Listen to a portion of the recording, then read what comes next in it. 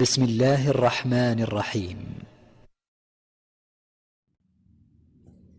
حضرت محمد مصطفیٰ صلی اللہ علیہ وآلہ وسلم: اے خدا کے بندوں، تم سب بیمار کی طرح ہو، خداوند عالم طبیب کی طرح ہے۔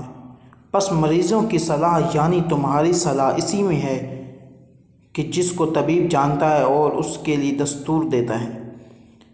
اس کی صلاح اس میں نہیں جو مریض چاہتا ہے اور جو کرتا ہے، لہٰذا خدا کے احکام کی پابندی کرو تاکہ کامیاب رہو۔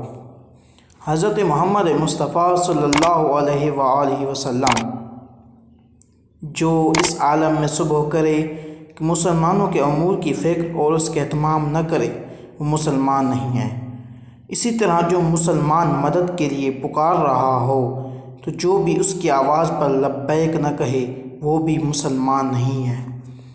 حضرت محمد مصطفیٰ صلی اللہ علیہ وآلہ وسلم: جو شخص کسی چیز میں اپنے خدا کو ناراض کر کے بادشاہ کو راضی کرے وہ دین خدا سے خارج ہے۔ حضرت محمد مصطفیٰ صلی اللہ علیہ وآلہ وسلم: سب سے بدتر وہ شخص ہے جو اپنی آخرت اپنی دنیا کے لیے بیچ دے، اور اس سے بھی بدتر وہ شخص ہے جو اپنی آخرت دوسروں کی دنیا کے بدلے بیچ دے۔ حضرت محمد مصطفیٰ صلی اللہ علیہ وآلہ وسلم: جو کسی دولت مند کے پاس آ کر اس کی دولت کی وجہ سے اس کا احترام کرے اس کا دین چلا جاتا ہے۔ حضرت محمد مصطفیٰ صلی اللہ علیہ وآلہ وسلم: اے ابو ذر، 5 چیزوں کو 5 چیزوں سے پہلے غنیمت سمجھو۔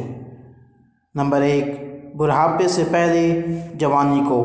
نمبر 2، بیماری سے پہلے صحت کو۔ نمبر 3، فقیری سے پہلے مالداری کو۔ نمبر 4، مشغولیت سے پہلے فرصت کو۔ نمبر 5، موت سے پہلے زندگی کو۔